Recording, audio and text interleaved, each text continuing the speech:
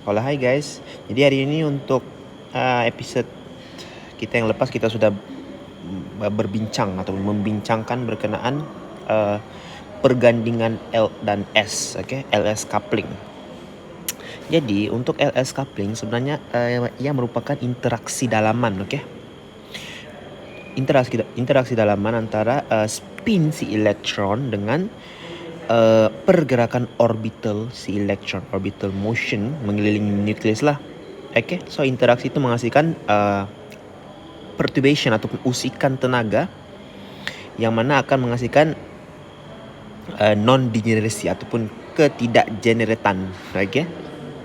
Jadi untuk episode kita pada kali ini kita akan membahas dengan lebih mendalam berkenaan satu faktor yang lebih kurang sama dengan LS coupling, tapi dia kali ini disebabkan oleh faktor luaran. Kita sebutnya sebagai Zeeman effect, ataupun kesan Zeeman. Jadi kesan Zeeman, key pointnya adalah dia lebih kurang sama. It's almost the same, almost similar I could say. Lebih kurang sama dengan LS coupling. Cuma beza dia sekarang kita pakai external B-fill. Alright, sorry untuk kehingaran yang berlaku because saya sedang berada di cafe yang walaupun pada jam 3 sekarang ni pagi, jam 3 pagi masih ada lagi lah pelajar-pelajar yang stay. It's okay. Berbalik kepada topik kita yang utama. External field yang dihasilkan contoh oleh elektromagnet lah, ataupun bar magnet. Jadi untuk si LS coupling yang kita sudah belajar, dia disebabkan oleh internal B field yang disebabkan oleh magnetic moment yang disebabkan oleh relative motion of the electron with the nucleus. Itu kamu perlu faham. Sekarang kita kenakan external B field. Maksudnya kalau kita ada electromagnet ataupun magnet bar yang gergasi macam ni, so of course lah kita ada kutub lah kan. Sini north, ni south, north and south, and then ni kita copy paste. So ni kita jadi bila kita temukan north dengan south ni, north south, so dia akan menghasilkan medan magnet dari north ke south, betul tak? So ini contoh lah kan.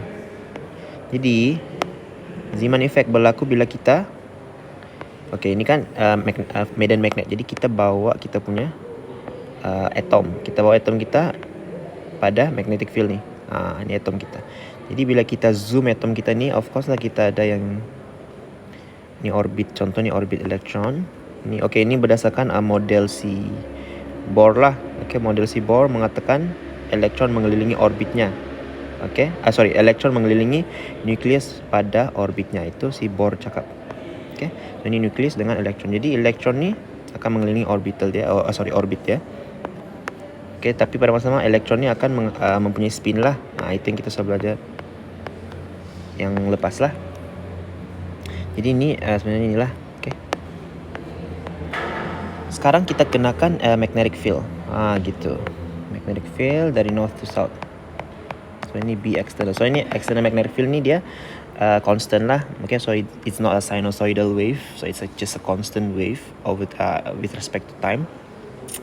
So tapi kita ada 3 jenis lah Zeeman effect, kamu perlu tahu, iaitu normal Zeeman effect. So ZE. Untuk normal Zeeman effect kita ignore spin of the electron S sama dengan kosong, tapi L dia kita masih consider. So L dia non-zero lah. Kenapa kita consider S dia kosong? Sebab spin ditemui pada 1920 kalau tak silap. Tahun 1920. So nanti kamu cek balik lah. Tapi Zeeman effect ni ditemui oleh si Peter Zeeman pada tahun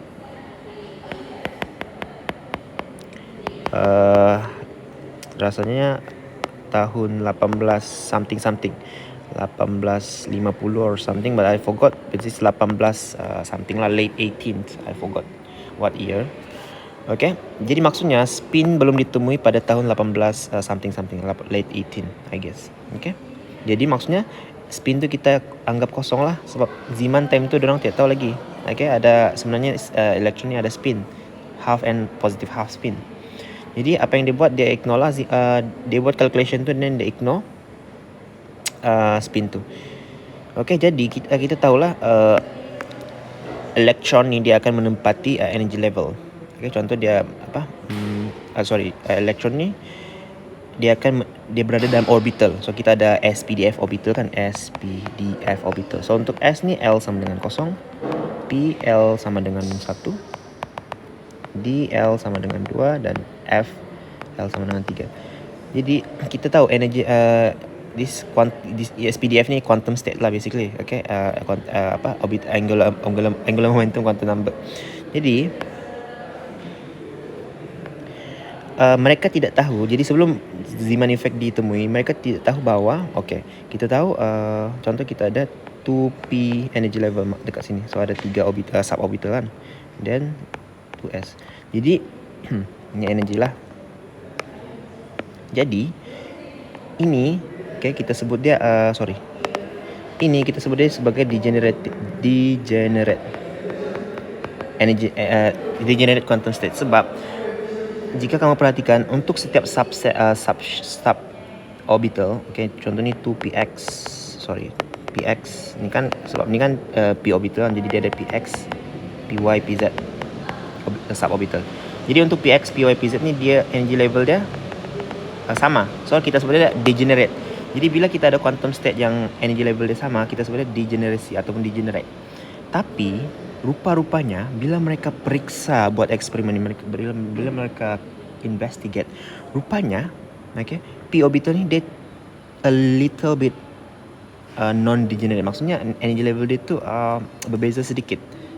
Energy level tu dia berbeza sedikit. So maksudnya macam ni lah. Contoh macam ni, bawah sikit, atas sikit. So dia macam dia tak equally, dia tidak exactly degenerate. So dia a little bit deviate. Maksudnya energy level ni dia ke bawah ataupun ke atas sedikit lah. So dia non-degenerative. Jadi non-degeneracy ni menyebabkan what we call as the splitting of energy level. Jadi that's why bila dia perhatikan, bila si Zeeman memerhatikan sodium D-line, menggunakan spectrometer, jadi sepatutnya line yang sepatutnya single macam ni, bila dia kenakan magnetic field, B external, line yang single ni dia akan berpecah menjadi beberapa bahagian. Menarik kan? So dia akan berpecah, tapi dia sangat, space dia sangat kecil lah macam ni. Macam ni. So ini yang menyebabkan fine structure disebabkan oleh external magnetic field. Gitu. So macam tu. Senang je. Senang je. Alright. Mari kita masuk ke sedikit calculation lah. Calculation. Sebelum kita masuk ke calculation, sebenarnya interesting lah, kita perlu tahu kenapa benda ni berlaku. Disebabkan oleh perturbation energy lah, jadi ataupun interaction energy. Jadi kita tahu interaksi external magnetic field dengan orbital angular motion of electron tu akan menghasilkan energy interaction, yang mana kita boleh kira menggunakan, so ini untuk normal Zeeman effect lah, normal Zeeman effect. Jadi energy interaction kita boleh kira menggunakan formula delta E lah. So delta E sebab dia energy dia sangat kecil. Delta E sama dengan moment, magnetic moment minus moment, dot with the B external. Jadi B external ni yang kita kenakan ni lah. Dan mu adalah magnetic moment yang disebabkan oleh relative motion of this electron mengelilingi nucleus, iaitu kita boleh kira mu ni menggunakan formula yang mudah lah, iaitu current, sebab dia bergerak jadi dia ada current lah, times with the cross sectional area of that orbit. Macam tu. So ini formula dia. Dan kita boleh extend formula ni kita boleh extend formula ni dalam bentuk Bohr magneton. Okay, dalam bentuk Bohr magneton. Let me see first, because of course I'm not memorizing the formula, but it's okay. The main concern is to understand the concept, is it? Okay, mari kita lihat formula dia apa. Saya pun sudah lupa. Okay, jadi ini kita boleh extend dia menjadi mu b over h bar. Okay, L z dot product with bz. Jadi kita lihatlah ni disebabkan oleh orbital motion dia. Jadi mu b ini bukan moment tau, bukan magnetic moment. Dia adalah Bohr magneton. Bohr magneton adalah constant lah kan. Jadi nilai Bohr magneton, okay, Bohr magneton,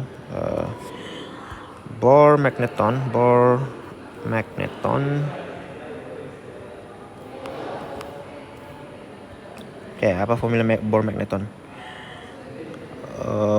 Wait, let me see. So E h over 4 pi m. So ini h bar lah sebenarnya kan, 2 pi. Okay, so ini adalah Bohr magneton lah. Okay, Bohr magneton. So ini perlu tahu lah ni. Okay, ini untuk normal Zeeman effect lah. So dia punya formula simplify je, sebab dia hanya dipengaruhi oleh ni L dengan B. Okay, yang ini constant lah. H bar dengan mu B ada constant lah kan. Okay, it's very easy. Tapi untuk case anomalous, macam mana je anomalous? Anomalous am I correct? Anomalous. Okay, sorry. Anomalous Zeeman effect. Sekarang kita ada anomalous Zeeman effect. Jadi anomalous ni maksud dalam bahasa Melayu adalah anomali ataupun keanehan, kepelikan. Tapi sebenarnya dia bukan aneh ataupun pelik tau. Okay, justru normal Zeeman effect ni aneh lah, sebab dia tidak consider S, dia punya spin tu dia consider S tu kosong. Sebenarnya dalam real life mana ada elektron spin kosong kan? Cannot be lah. Electron should have spin all the time. Jadi ni kita consider, okay, S dia tidak kosong, L pun tidak kosong lah. Jadi anomalous Zeeman effect ni ditemui setelah spin ditemui, iaitu pada selepas tahun 1920 lah. Okay, baru mereka tahu bahawa benda ni anomalous. Okay, alright. Jadi untuk si anomalous Zeeman effect, formula dia lebih kurang lah. So delta E sama dengan mu B, iaitu moment, magnetic moment, okay, dot product with the B external. Tapi untuk magnetic moment ni kita ada dua lah, iaitu spin si elektron sendiri dengan orbital motion. Jadi yang pertama adalah orbital motion, disebabkan oleh orbital motion L dengan, okay, perturbation yang kedua disebabkan oleh mu S, spin dia sendiri darab dengan external magnetic field. Okay, jadi of course kita kena tambah lah benda lah ni. Okay, kita add them. So kita ada E total, delta E total ET, macam mana ni, minus mu L plus mu S B external dot product with the B external. Okay, sebab ini adalah energy lah, so dia kena dot product lah. Okay, kalau dia cross product, kita akan ada torque. Okay, tapi kita tidak mau cari torque lah, kita mau cari energy, interaction energy, right? Jadi ni kita boleh simplify ataupun kita boleh extend dia menjadi Lx, okay, plus the Landé, okay, factor S, okay, Z in the Z direction lah, dia punya spin tu mu B over H bar Bx. Jadi untuk anomalous dan normal ni kita consider Z sebagai paksi yang mana B external tu bertindak. Okay, B external bertindak. Jadi kita ada ini vector diagram lah. Okay, vector diagram. Mari kita lihat. Okay, so kita ada ini. Okay, ini mungkin dia punya L lah kan. Okay, and then kita ada spin di sini. Okay, ini S. So bila kita cari komponen dia, so ini S lah sini, S. So kita punya J adalah ni lah. Okay, ni this is our J. So, kita boleh buat dia punya precession con. Macam mana buat precession con dia ni? Ya, macam ni kan. Am I correct? So kita ada con macam ni. Dan ni untuk si S ni macam ni kan. Okay, untuk si L, okay. Am I correct? Macam ni, okay. Ni precision dia lah. Okay, so ya, nanti kamu refer balik lah.